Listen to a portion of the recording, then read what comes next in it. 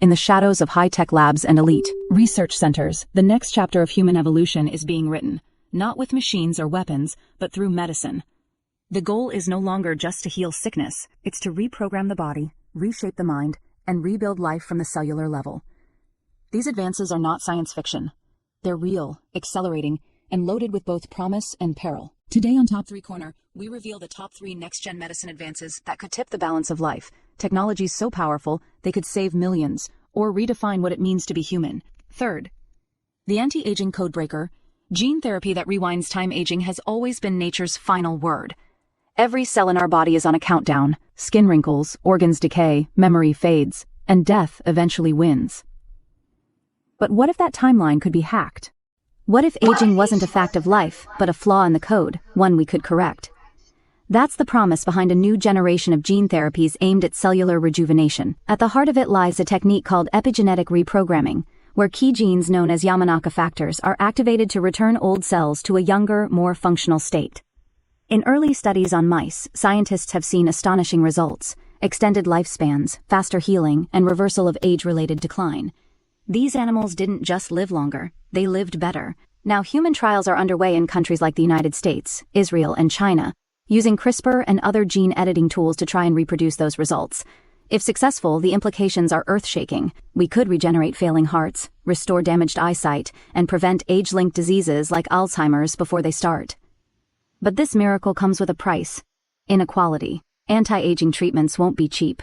Will this become the exclusive domain of billionaires and biotech elites? Imagine a future where the wealthy stay biologically young for decades, while the rest of humanity grows old and fragile. It could split society into two timelines, the ageless and the obsolete. And what does it mean psychologically, socially, and morally when age itself becomes optional? Rewinding time inside our bodies may be possible, but we're not ready for the ripple effects it could unleash. 2. The 5-year depression cure. Psychedelics. Rewiring the human brain. What if the pain you carry could be lifted, not dulled or buried, but truly healed? In a single day? For decades, mental health has been trapped in slow-moving therapies and daily pills that sometimes work, and often don't. But now, the science of psychedelic-assisted therapy is breaking that cycle. In clinical trials worldwide, substances once seen as dangerous, psilocybin, the hallucinogenic in magic mushrooms, and MDMA, the chemical behind ecstasy, are being used to treat depression, PTSD, anxiety, and addiction with stunning results. Unlike traditional medications that merely manage symptoms, these psychedelics appear to unlock a full reset of the brain's neural networks. Patients under guided sessions report confronting deep trauma, gaining clarity, and walking away from years of mental torment, sometimes after just 1 or 2 sessions. In some cases, the effects have lasted 5 years or more. But this isn't just about mood, it's about identity. When you edit emotional memory, you're not just treating someone, you're reshaping who they are. That raises unsettling questions. What happens if we can erase fear, grief, or even regret? Are we still human without those emotions? Could such therapies be abused, not to heal, but to control behavior? Governments and corporations are already watching closely. Mood modulation could have dark applications, from interrogation to workforce manipulation.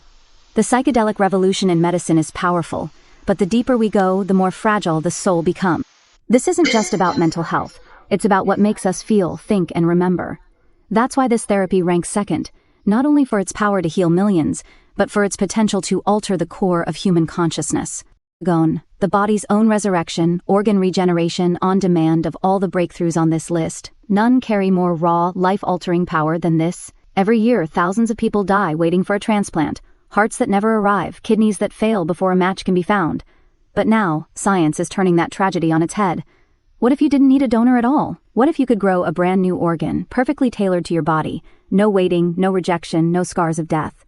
That's the vision behind the rising field of regenerative medicine, and it's already producing miracles. Using 3D bioprinters, scientists are printing human tissue using real living cells, building liver tissue, heart valves, and even prototype kidneys in laboratory settings. Major institutions like Harvard, MIT, and cutting-edge startups are racing to push these developments from lab animals into human testing. At the same time, researchers are unlocking the regenerative secrets of nature itself, studying creatures like salamanders that can regrow limbs and experimenting with genetic on switches in humans that might one day allow us to regrow lost body parts. We're not talking about healing a wound, we're talking about replacing entire systems, a new spine, a new lung, even a new face.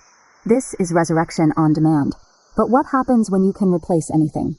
Do we lose reverence for the body? Does the sanctity of life change when it becomes modular, repairable, upgradable? And what about access? Rich patients in advanced countries may soon get printed livers. The poor will still die from infected wounds. Without ethical guardrails, this tech could deepen global medical inequality beyond repair. Yet it is impossible to deny its power. The ability to rebuild ourselves from scratch changes everything, from emergency medicine to trauma recovery to how we define death itself. This breakthrough tops our list because it doesn't just treat disease or heal the mind. It gives us the tools to recreate life, organ by organ, one cell at a time. These three medical frontiers, anti-aging gene therapy, psychedelic brain rewiring, and organ regeneration, represent a shift not just in treatment, but in how we define human limits. They are miracles by design, but they are also loaded weapons. If aging is reversed, will age-based wisdom still matter? If trauma is deleted, will we still grow from hardship? And if bodies can be rebuilt, will death still have meaning? These aren't distant hypotheticals. They are real decisions, emerging now, with real stakes. The next decade will determine whether these technologies save us, or split us, exploit us, or change us in ways we can never reverse. As the line between human biology and biotechnology disappears, so too must our assumptions. These breakthroughs are no longer about fixing what's broken. They are about redesigning life itself. But just because we can do something doesn't mean we should. Gene therapy, neuroediting, and organ bioprinting are tools. And like any tool, they depend on the hands that wield them. We must ask hard questions. Who controls access? Who decides what's ethical? And are we ready, not just scientifically but spiritually, for the consequences? As we peer into the horizon of human advancement, it becomes clear, we're not just improving life, we're challenging its very structure. When age can be delayed, when trauma can be reprogrammed, and when the body can be rebuilt like a machine, our place in nature becomes less organic and more engineered. We are, by design or by accident, becoming the authors of our own evolution. But this power doesn't come with an instruction manual. These breakthroughs are happening faster than our laws, ethics, and cultural systems can adapt. We're already seeing the outlines of a world where health is no longer just a matter of chance, but of access, control, and even design. What starts in elite clinics today may become tomorrow's human standard, or tomorrow's greatest divide. And that is the final warning.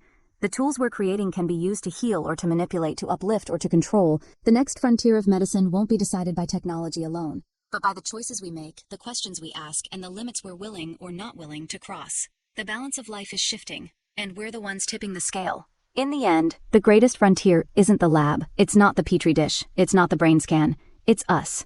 Our willingness to face these powers with both caution and courage. Because what's coming next won't just change medicine, it will challenge the very nature of life.